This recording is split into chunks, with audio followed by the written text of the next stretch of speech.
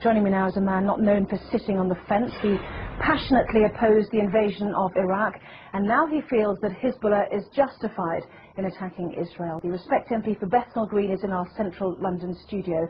A very good evening, good morning rather, to you, Mr. Galloway. How do you justify your support for Hezbollah and its leader, Sheikh Hassan Nasrallah? A preposterous way to introduce an item, and what a preposterous first question.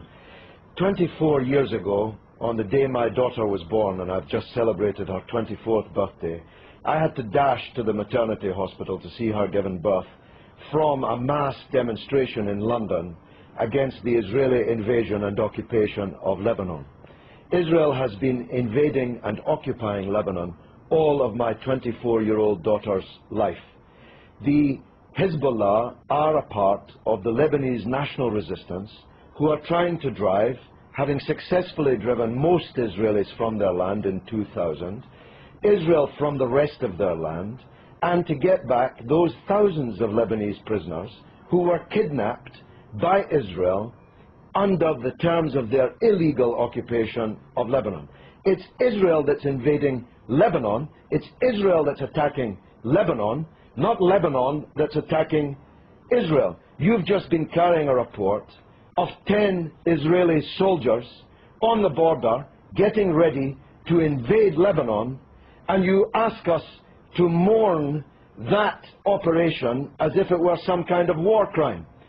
Israel is invading Lebanon and has killed 30 times more Lebanese civilians than have died in Israel. So it's you who should be justifying the evident bias which is written on every line on your face and is in every nuance of your voice and is loaded in every question that you ask. Right. You put your finger on the button, though, didn't you, when you said that Hezbollah was set up back in the 1980s in order to remove every Israeli soldier from Lebanese soil. As you said, it achieved that in 2000. No, it didn't. This is a setback. No, it didn't. It didn't. This is a key point that you're concealing from your viewers. Israel was forced out of most of the south of Lebanon in 2000. It still occupies a part of Lebanon since 2000. The Shebaa Farms area, which is subject to this latest UN draft resolution. Thousands of Lebanese prisoners have been kidnapped by Israel. Hezbollah and the Lebanese government want them to be released. I spoke just a moment ago to the Israeli Foreign Ministry spokesman who said that the 3 Lebanese who have been captured, perhaps you'd like to use that word, have been before a judge These are not and been through a court of law. Oh, please, have a slightly longer memory than 4 weeks. I'm talking about the thousands of prisoners taken during the 18 years of Israeli occupation, illegal occupation of South Lebanon. These are the prisoners that have to be released in exchange for the Israeli soldiers that were captured at the beginning of this wave of the crisis. Can I ask you about a report that's in today's Sunday Telegraph, which showed that Iran has given Hezbollah long-range missiles capable of targeting any part of Israel. Iran, according to this Iranian MP who helped found Hezbollah, has also said that Iran has given the authorization to target Tel Aviv. Can you blame Israel for wanting to destroy those missiles? This is preposterous. America has given Israel missiles that can target not just every city in Lebanon, but every city in the Arab and Muslim world, including Iran. Why should America be allowed to give long-range missiles to Israel, including hundreds of nuclear missiles, but Iran is not allowed to give missiles? Because it's given it to a terrorist organization. But they're not a terrorist organization. Only in the mind of Rupert Murdoch's Sky and the Times and the Sun and the News of the World. I'm going to stop you there, Mr. Galloway. Prescribed terrorist organizations. One man's terrorist is another man's freedom fighter. We know that perfectly well. In most people's eyes, they are deemed to be... They had a choice, didn't they? Let's understand this. They had a choice, like the IRA, to take on politics. Listen, Anna. I'm saying they had a choice to absorb the idea of politics. They've got 2 Hezbollah cabinet ministers. Anna, one man's terrorist is another man's freedom fighter. You are totally wrong in saying that in most people's eyes, Hezbollah are terrorists. In most people's eyes, Israel is a terrorist state. It's the fact that you cannot comprehend that fact that leads to the bias which runs through all of your reporting and every question that you've asked me in this interview. Can I ask you one question? I was relating to the IRA and Sinn Féin. They have decided to embrace politics. Hezbollah had the chance to embrace politics. They've already got two cabinet ministers. They're well respected in the south. In politics.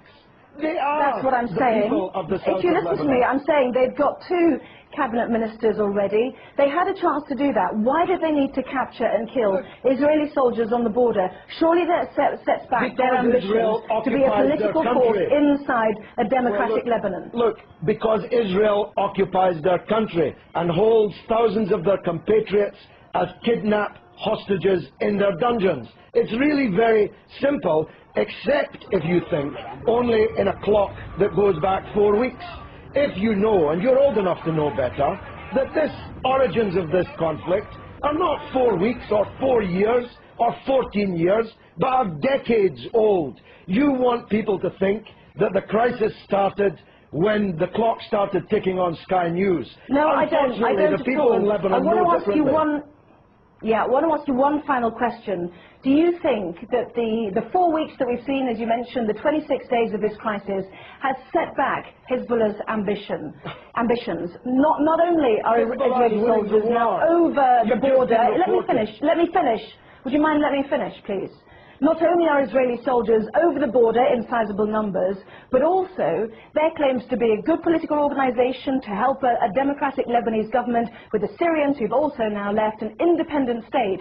That has also come to blows as well. What a silly question. What a silly person you are. Hezbollah is winning the war. You can see it on the other half of the screen.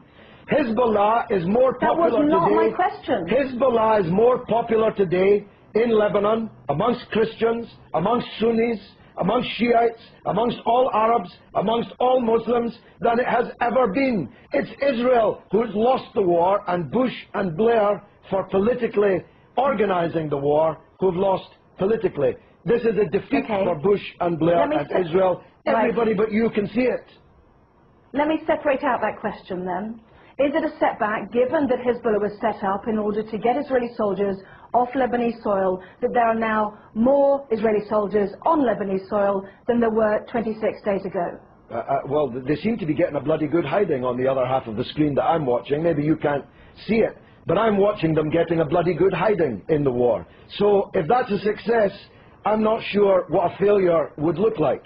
The reality is that this conflict will go on. The United Nations resolution solves nothing, gives Lebanon nothing, gives the prisoners in Israeli dungeons nothing, and as Anne Clewid, my erstwhile colleague, was just saying, Israel has just kidnapped even more Palestinian politicians, cabinet ministers, members of parliament, and thousands of others held in Israeli dungeons, and this war will continue until the overall settlement is reached. That settlement must mean Israeli withdrawal from all occupied territory that it currently holds since the war in 1967, the release of all political prisoners, and a state for the Palestinians with East Jerusalem as its capital. No justice, no peace.